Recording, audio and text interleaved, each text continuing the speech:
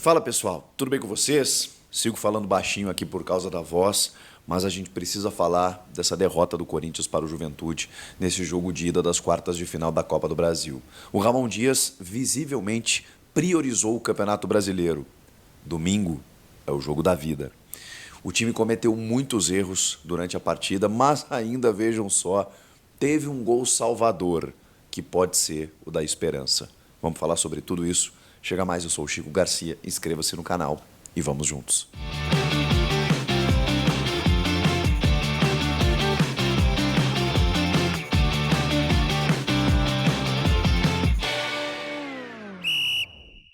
Pessoal, Ramon Dias priorizou o Campeonato Brasileiro e não sou eu que digo isso. O próprio, ao lado do seu filho Emiliano Dias, aliás, aniversário do Ramon, nesse dia 29 de agosto, quando foi derrotado pelo Juventude, o Ramon e o Emiliano deixaram muito claro que a prioridade é fugir do Z4, é não ser rebaixado no Campeonato Brasileiro. Por isso que domingo é o jogo da vida, como a torcida gosta de cantar, contra o Flamengo no dia do aniversário do clube, de 114 anos de história. O Corinthians estará lá celebrando e enfrentando o Flamengo de Tite. Olha que simbologia, né? O Tite, o maior técnico da história do Corinthians, do outro lado. Num Flamengo todo desfalcado, remendado, mas que pode ter a volta do Pedro, enfim. De qualquer forma, vai ser um jogo muito complicado. Eu estou até me antecipando.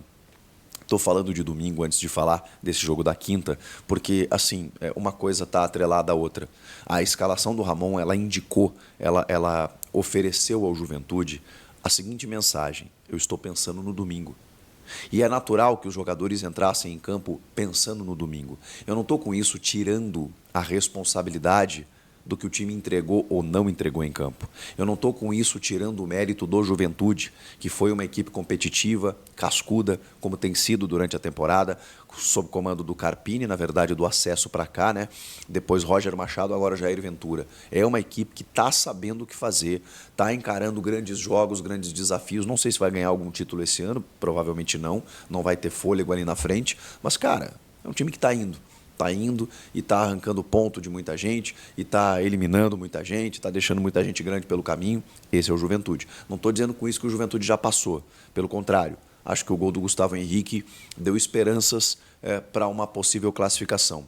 Só que a questão é, no jogo de hoje, o Ramon Dias visivelmente entregou o jogo para o Juventude já na escalação. O resultado poderia ter sido outro? Dificilmente, pelo time que ele colocou em campo. Ele desfaz o sistema de 3 zagueiros, que é o sistema que mais deu certo sob seu comando, que quando a gente fala que o Ramon protagonizou uma evolução no time, uma certa organização, foi justamente esse sistema, com o André Ramalho, o Kaká e o Félix Torres. Mesmo eu não gostando do Félix Torres, esse sistema foi o que mais se aproximou de uma segurança defensiva. Claro que, quando ele define esse sistema, ele tinha um fiador disso tudo, chamado Alex Santana, que joga poucos jogos e machuca. Depois disso, ele teve dificuldades, porque aí ele começou a botar o Charles como titular absoluto, o Rian, que começou a cometer muitos erros, o Breno Bidon foi arquivado, o Ranielli, não sei o que aconteceu com esse jogador, ele simplesmente desapareceu. Acho que o Antônio Oliveira foi embora e deixou um clone do Ranielli, porque o Ranielli, que chega ao Corinthians sob comando do Antônio, vindos do Cuiabá, né, é outro jogador. Outro jogador. Também já falamos sobre isso, porque o nível de exigência do Ranielli no primeiro semestre era outro. Fases iniciais de Sul-Americana e jogos do Campeonato Paulista não representam a mesma qualidade do que os adversários de agora. Então, e também tem o desgaste da temporada, ele teve alguma lesão, outra ali, ele jogou muitos jogos, depois teve uma sequência muito grande, mas o Ranielli não consegue mais entregar o futebol que já entregou. E aí o clube contrata José Martínez, venezuelano. É curioso, nós estamos chegando em setembro e até pela janela, o Corinthians promoveu 2 estreias nesse jogo. 2 estreias. Começou como titular o Martínez, venezuelano, no meio-campo do Corinthians. Minha primeira observação do primeiro jogo, portanto, superficial, tá? É apenas uma primeira análise. Volantão. Martínez é um legítimo volantão. que isso quer dizer? Lenha. Ele marca, ele cumpre espaço, ele corre e só. Ele não agrega nada mais de qualidade por enquanto, tá, gente? Primeiro jogo. Não agregou nada mais de qualidade técnica, não teve uma saída, não teve um lançamento, não teve uma desenvoltura ali para construir ofensivamente. Não. Ele foi um volantão. Volante. Ponto. Mais do mesmo. Nada demais. Primeira análise. Héctor Hernandes, 45 minutos ele jogou. Porque aí o Ramon Dias, depois da escalação, já vou chegar no Hernandes, depois da escalação inicial, em que o time não jogou absolutamente nada, preservando o Rodrigo Garro, André Ramalho, o Fagner não dá para dizer que preservou, porque nem é titular, né? O Thales Magno, todos esses jogadores no banco de reservas. Aí ele escala um time com o Hugo Souza no gol, né? O Mateuzinho, depois ele bota o Fagner e o Hugo na lateral esquerda. O Hugo na lateral esquerda, com o Félix Torres e o Gustavo Henrique entre os zagueiros. E aí no meio de campo, o Ranieri, o Martínez, o Coronado e aí na frente Romero, Yuri e Pedro Henrique. Esse foi o time do Ramon Dias. Esse time não fez absolutamente nada. Gente, o Pedro Henrique e o Romero...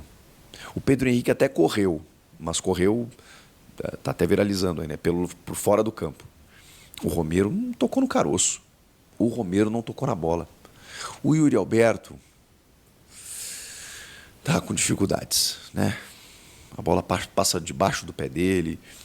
No segundo tempo ele até deu uma cabeçada, que o goleiro Gabriel fez alguma defesa.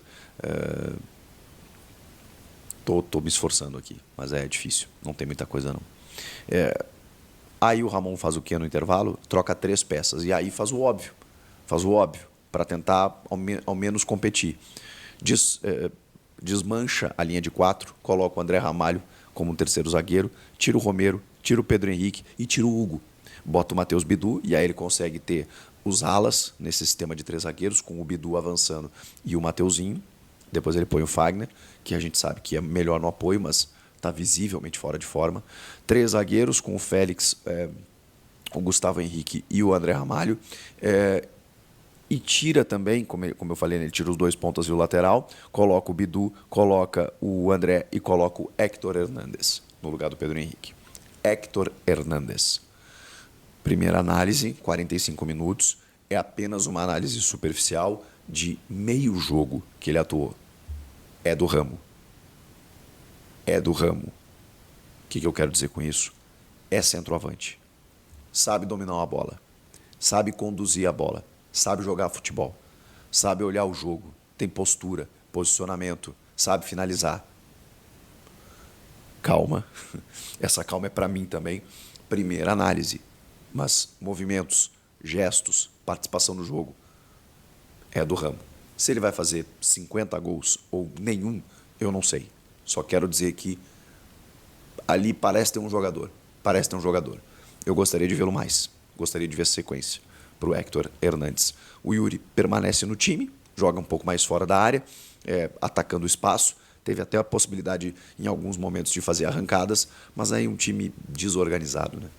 Do meio para frente é um time desorganizado.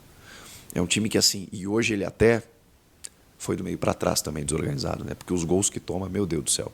Mas do meio para frente, o Juventude se lançou ao ataque, cedeu espaços para o Corinthians. O Corinthians foi. Quando foi, muito erro de passe, muita afobação, muitas tentativas mal sucedidas, muita falta de entrosamento, porque, como eu disse para vocês, 2 jogadores estrearam hoje. Então fica difícil. É claro que o Ramon tem culpa até pela escalação inicial, mas está clara a ideia dele de preservar para focar no Brasileirão. Eu não estou nem opinando aqui, estou dando um fato. E ele disse para o Juventude, se a gente passar, ok, mas tá nos atrapalhando, a gente está pensando no Flamengo. Isso foi o que o Ramon indicou na escalação. Aí no segundo tempo até tentou ganhar, né? Aí botou o Fagner, botou o Garro, fez essas mudanças que eu falei para vocês e já não adiantava muita coisa. O Corinthians até produziu pelo espaço.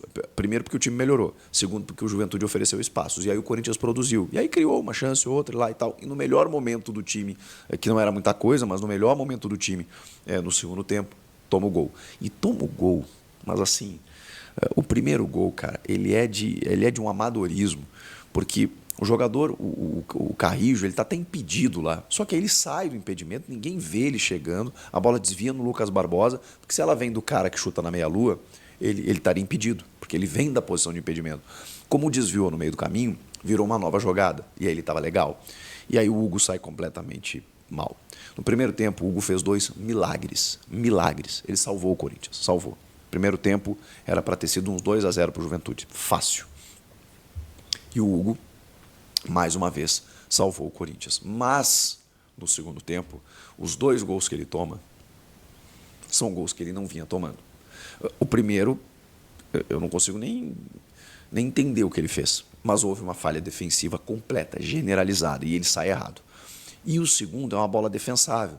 Tem uma divergência aí na questão do impedimento, que eu estou na dúvida ainda, do Rodrigo San, que é o primeiro cabeceador na falta cobrada pelo Nenê lá de trás. Na origem, tô na dúvida se ele não estava um pouco avançado, mas é só dúvida mesmo, tá?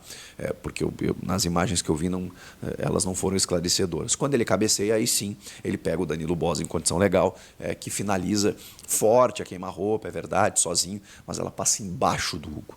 Me chamou a atenção. Achei que foi uma bola que, sei lá, ele costumava defender, mas tem crédito. O Corinthians só chegou aqui, por exemplo, por causa dele, né, na Copa do Brasil e na Sul-Americana. Ele está salvando o time, salvou no primeiro tempo do mesmo jogo. Acontece, eu só estou pontuando aqui que realmente são dois gols que, enfim, passaram por ele também. E por toda a defesa do Corinthians. Aí o Corinthians ainda consegue força para fazer o gol do Gustavo Henrique numa cobrança de escanteio, do Rodrigo Garro, que já está no jogo. E aí, assim, o 2-0 era, esquece, impensável. 3 gols, Corinthians que não faz gol em ninguém, fazer 3 gols para avançar de fase. Agora é 1, né, gente?